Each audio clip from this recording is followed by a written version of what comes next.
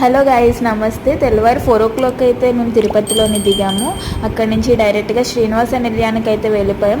మా రూమ్స్ అక్కడే బుక్ అయ్యాయి. మేము లోనికి ఎంటర్ అవగానే వెంకటేశ్వర స్వామి అయితే ఎంట్రన్స్లో ఉన్నారు.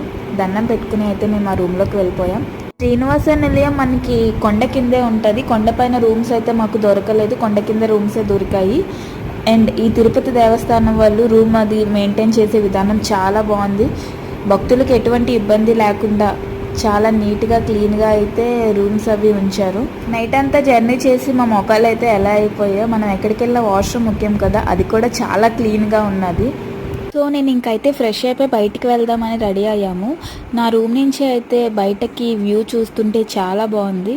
బయటికి అంటే ఎక్కడికో కాదు, ఈవినింగ్ మా దర్శనం ఉండడం వల్ల మేము కొండ కింద ఉన్న దేవస్థానాలు అన్నీ చూడడానికి అయితే వెళ్తున్నాం. ఫస్ట్ అయితే ఒక కాఫీ అయితే తాగాలనిపించి హోటల్కి అయితే వెళ్ళి కాఫీ తాగాక